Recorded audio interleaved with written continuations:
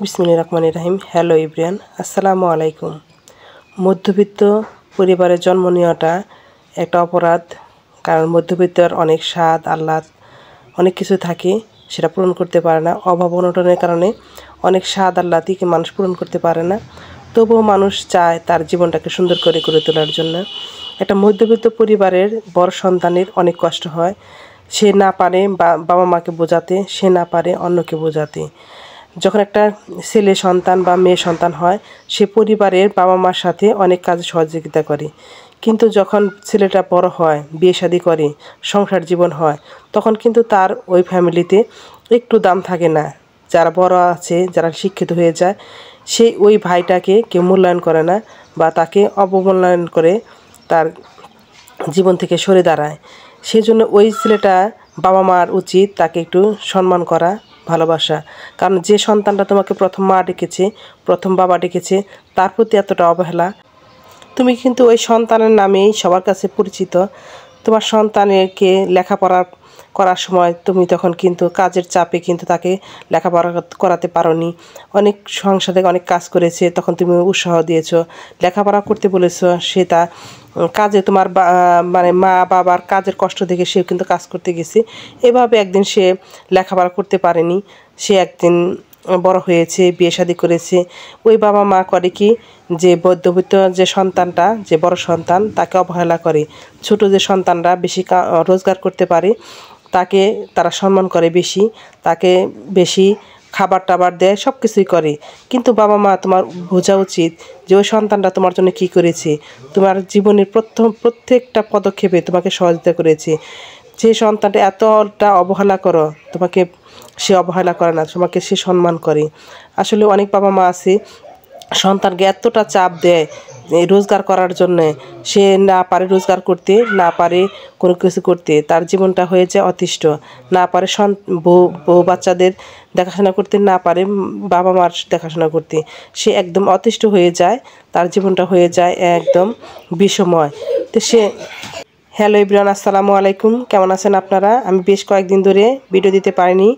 আমি অর্থনৈতিক সুমারির একজন লিস্টার হিসেবে কাজ করছি, গণনাকারী হিসেবে, সেজন্য আমি সময় দিতে পারিনি। বেশ কয়েকদিন আমি ভিডিও দিতে পারিনি। তো সবাই ক্ষমা সুন্দর দৃষ্টিতে দেখবেন, সবাই অবশ্যই ফুল ভিডিওটা ওয়াচ করে দিবেন। আর আজকে আমি একটু পিঠা বানাচ্ছি, একটু দুধের পিঠা, সেই পিঠাগুলো বানাচ্ছি বলে আপনাদের সাথে শেয়ার করছি।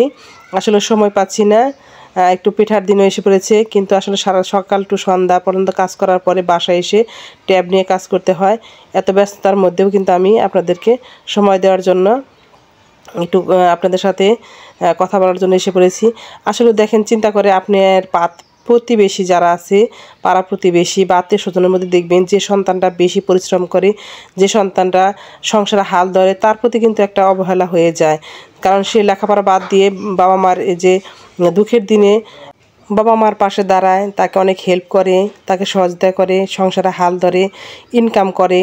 তখন সে লেখাপড়া যদি করে, ইন্টারমিডিয়েট পাশ করার সাথে সাথে তাকে সংসার হাল ধরার জন্য চাকরির জন্য অনেক চেষ্টা করতে হয়। কারণ বাবা মা আরও কয়েক সন্তানকে লেখাপড়ার করাতে হয়, সেই জন্য বড় সন্তানকে সেরকম সময় দিতে পারে না, সুযোগ দিতে পারে না। সে ভাই বোনদের মুখের দিকে তাকিয়ে, বাবা মার মুখের দিকে তাকিয়ে নিজের লেখাপড়া বাদ দিয়ে সংসারে হাল ধরে। সেই সংসারে যখন সুদিন ফিরে আসে বাবা মা, তখন কিন্তু ওই বড় সন্তানের কথা সব ভুলে যায়, পৃথক হয়ে যায়, যার যার মধ্যে সংসার হয়ে যায়। ওই ভাইরাও কিন্তু তার সব কিছু ভুলে যায়, যে ভাই যে তোমার জন্য এতটা পরিশ্রম করেছে, বোন যে তোমার জন্য এতটা পরিশ্রম করেছে, সে কথা তোমরা ভুলেই যাও। ভুলে গিয়ে নিজের সংসারে নিজের চাহিদা মতো সে সব কিছু করে। সে ভাইটা বা বোনটা সারা জীবন সে গ্রামে পড়ে থাকে, ভাইটা সারা জীবন গ্রামে পড়ে থাকে সংসার নিয়ে, বাচ্চা কাচ্চা নিয়ে, তার অনেক অবহেলা অযত্নে মানুষ হতে হয়। তাদের এতটা পরিশ্রম করতে হয়, দুবেলা দুমুঠো অনেকে খাবারও পায় না, সারাদিন হাড় ভাঙা পরিশ্রম করে, তারপরে কিন্তু মানুষের কাছে সে ছোটো হয়ে থাকে। ওই ভাইটার বাসায় যদি কখনো যেতে চায়, সে যদি বাসা বাড়িতে থাকে, সে ভাইটার বাসায় যদি কখনো যেতে চায়, সে ভাই তাকে পরিচয় দিতে লজ্জা বোধ করে। সেই জন্য কিন্তু সে ভাইকে ছোটো করতে চায় না, তার সাথে সে কখনো তার বাসায় দেখা করতেও যেতে পারে না, গ্রামে কখনো আসে না। সে তাদের যে পুরনো কাপড় চোপড় দিলে তাদের কিন্তু ফ্যামিলির সবাই কিন্তু অনেক ভালোভাবে চলতে পারে। ভাইয়ের যে পুরনো কাপড় চোপড় দিলেও কিন্তু আরেকটা ভাই কিন্তু অনায়াসে পড়তে পারে, বড় ভাই। কিন্তু সে পুরনো কাপড় পর্যন্ত তার কপালে জোটে না। এই যে একটা অনীহা, এই যে একটা যখন বাবা মার সংসারের যে জমি জমা আছে বা সব কিছু আছে যখন ভাগ করে নেয়, তখন কিন্তু ভাগ করার সময় পুরো ভাগটা কিন্তু সবাই সমান নেয়। যে অত লেখাপড়া করেছে সেই কিন্তু বাবার সম্পত্তির এক বিন্দু কিন্তু ছাড় দেয় না। এই যে যে তোমাদের জন্য এত কিছু করেছে, মাসে মাসে তাদেরকে কিছু টাকা দাও, ঈদের সময় কিছু টাকা দাও। এমনও আছে ফ্যামিলিতে তারা কিন্তু কুরবানি দেওয়ার জন্য গ্রামে আসে না। এরকম অনেক ফ্যামিলি আছে, তাদেরকে অবশ্যই চিন্তা করা উচিত যে তাদের ভাই একটা অসহায় একটা মানুষ কিন্তু আরেকটা মানুষকে অনেক সহযোগিতা করে। নিজের ফ্যামিলিতে অনেক ভাই বোন আছে যাদেরকে সহযোগিতা করার মতো কেউ নেই, অসুখে বিসুখে অনেক জর্জরিত হয়ে যায়। এটা আমি অনেক দেখেছি, আমার চারপাশে অনেক দেখেছি। আমি একজন মেম্বার, অনেকের বাড়িতে গিয়েছি, প্রত্যেকটা মানুষের বাড়িতে গিয়েছি। তাদের যে একটা কষ্ট, অনেক বাবা মাকেও সন্তানরা দেখে না। এই যে একটা সে সবসময় চিন্তা করে হাড় ভাঙা যে পরিশ্রম করেছিলাম এই ভাইদের জন্যে, এই বোনদের জন্যে, আজকে তারা অনেক বড় মাপের হয়ে গেছে, আমাকে একটা পরিচয় দিতেও তারা লজ্জাবোধ করে। এই যে হয়তো সন্তানরা যেদিন বড় হয়, সন্তানরাও কিন্তু এরকম বাবা মাকে ফেলে অনেক দূরে চলে যায়। আসলে পৃথিবীতে কেউ কারো নয়, মধ্যবিত্তের সন্তানরা কাউকে পারে না বলতে, না পারে কাউ সইতে। এরকম ফ্যামিলিতে আছে ভাইরা বড় বড় অফিসার অনেক কিছু, কিন্তু এই বড় ভাইটা অনেক কিছু হতে পারেনি, মানুষ হতে পারেনি, গ্রামে থাকে, অনেক কষ্টে থাকে। তাদের এই কষ্টের জন্যে মনে করেন যে কোথাও তারা একটা ছোটোখাটো কাজ করবে ভাইদের পরিচয়ের জন্যে, সে একটা ছোটো কাজও করতে পারে না, না পারে খেতে, না পারে ছোটো একটা কোনো কাজ অংশগ্রহণ করতে, না পারে না খেয়ে থাকতে। এই যে একটা সামাজিক, এই যে একটা মর্যাদা ক্ষুণ্ণ হবে বলে, ভাইদের বাবা মার মর্যাদা ক্ষুণ্ণ হবে বলে সে যে কোনো কাজ করতে পারে না। দুঃখে দুঃখে অসুখে বিসুখে মানুষের অবহেলায় তাদেরকে জর্জরিত হতে হয়। তো কথা বলতে বলতে দেখেন আপনাদের সাথে অনেক কথাই হলো। আর এদিকে দেখেন আমি পিঠাগুলো বানিয়ে নিচ্ছি। পিঠাগুলা দেখেন সুন্দর করে, এটাকে 5 খোলাও বলে, 4 খোলাও বলে। এটা বানিয়ে আমি কিছুটা পিঠা ভেজে নিব। আসলে এইভাবে আমার কখনো পিঠা বানানো হয়নি, প্রচুর পরিমাণে পিঠা বানান, 8-10 কেজি চাউলের পিঠা বানাতে হয়। আজকে প্রথম একদম অল্প দুধ দিয়ে, অল্প গুঁড়া দিয়ে পিঠা বানাচ্ছি। ধান এখনও শুকায়নি, তো পিঠাগুলো সবগুলো ভিজানো হয়ে গেছে, আর ভিজাবো না। কয়েকটা পিঠায় ভেজাবো, তারপর আর ভেজাবো না। তো ভাইয়াপুরা পরের দিনের এই সিনারি, পিঠাগুলো সবাইকে বেড়ে বেড়ে খাবার দিচ্ছি। অনেকটা সুন্দর হয়েছিল, নরম তুলতুলে হয়েছিল, দেখেন অতটা ফেটেও গেছে।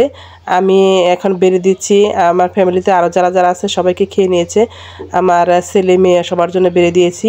আসলেও এরকম করে পিঠা বানালে কিন্তু বেশ ভালো লাগে। আর গুড়টা যদি এরকম করে আলাদা আলাদা করে জাল দিয়ে একাত্র করেন, তাহলে গুড় কিন্তু দুধে কিন্তু ছানা কাটবে না। এটা কিন্তু একটা খুব ভালোই। দেখেন কত সুন্দর হয়েছে পিঠাগুলা। এক হাতে মোবাইল নিয়ে মোবাইল নিয়েছি, আর এক হাতে ভিডিও করছি বলে এরকম একটু নড়াচড়া হচ্ছে। তো সবাই ক্ষমা সুন্দর দৃষ্টিতে দেখবেন। আসলেও অনেকদিন ধরে ভিডিও দেই না। তো এই পিঠা খাওয়া শেষে হলে তারপরে আমি দেখেন বিছানা টিছানা সব কিছু চাদর ধুয়ে দিব, পরিষ্কার করে দিব, সেগুলো পরিষ্কার করে নিচ্ছি। আর বিছানাগুলো পরিষ্কার করে, খাট এগুলো মুছে, ড্রেসিং টেবিলটা ভালো করে সুন্দর করে মুছে পরিষ্কার করে অন্যান্য কাজগুলো করে নিব। তারপরে কিন্তু অনেকগুলো কাপড় দিতে হবে। তো নতুন নতুন যারা যারা ভাইয়া আপুরা আছেন তারা অবশ্যই আমার চ্যানেলটাকে সাবস্ক্রাইব করে দেবেন, অল বাটনটি প্রেস করে দেবেন। আপনারা আমি যখন ভিডিও আপলোড করব নোটিফিকেশন পৌঁছে যাবে আপনার কাছে। আপনার যখন সময় হবে এবং সুযোগ হবে তখন আপনি দেখে নিতে পারবেন। আর যে ভাইয়া আপুরা অলরেডি আমার এই চ্যানেলটাকে সাবস্ক্রাইব করেছেন আর এ পর্যন্ত যারা যারা আমার পাশে আছেন তাদেরকে অসংখ্য ধন্যবাদ। আপনাদের কাছে আমি কৃতজ্ঞ। আসলে একা কখনো এগিয়ে যাওয়া সম্ভব নয়, সবার সহযোগিতা ছাড়া কিন্তু ইউটিউবে সম্ভব নয়। একে অপরকে আমরা সবাই সাপোর্ট করব। সবাই এ পর্যন্ত যারা আছেন একটা লাইক দিয়ে দিয়েছেন, অবশ্যই একটা লাইক দিয়ে দিবেন। আপনাদের একটা ছোট্ট লাইকই পারে আমার এই ছোট্ট চ্যানেলটাকে আরও 10 জন ভাইয়াপুর কাছে পৌঁছে দিতে। তো ওইদিকে আমি ড্রেসিং টেবিলটা গুছিয়ে নিচ্ছি। তো যে কথা বলছিলাম, এরকম আসলে আমরা চাই না আমাদের কারণে, আমাদের অবহেলায় আমাদের যারা মানুষ করেছে, যারা বড় ভাই বা বড় বোন, তারা কিন্তু অনেকটাই ফ্যামিলির হাল ধরেছে। তাদেরকে আমরা সবসময় চাবো তারা যেন সুখে শান্তি থাকতে পারে। ফ্যামিলির সবারই দুঃখ কষ্ট থাকবে অথবা অভাব অনটন থাকবে, তাদের অভাবটাকে আমরা খুব সুন্দর করে দেখব। ভাইকে আমি পরিচয় দিব, ভাই বোন তাদের সম্পর্কে একটা ভালো রাখবো, কারণ যে এতটা পরিশ্রম করেছে তার প্রতি অনেক একটা ভালোবাসা অবশ্যই থাকতে হবে। কারণ আমরা দেখা যায় যে অনেকেই সাহায্য করে, যার যাটুকু আছে সেটুকু দিয়ে সাহায্য করে, কিন্তু আমরা কেন আমার ভাই বা বোনকে আমরা সাহায্য করতে পারি না? এটাও কিন্তু আমাদের একটা অমানবিক আচরণ। সেই জন্য প্রত্যেক বাবা মারই উচিত বড় সন্তান বা বড় ছেলে মেয়ে যেই হোক না কেন তাকে কিন্তু সম্মান করা, কারণ সে কিন্তু ছোটোর থেকেই আপনার কাজে সহযোগিতা করে, আপনাকে অনেক হেল্প করে।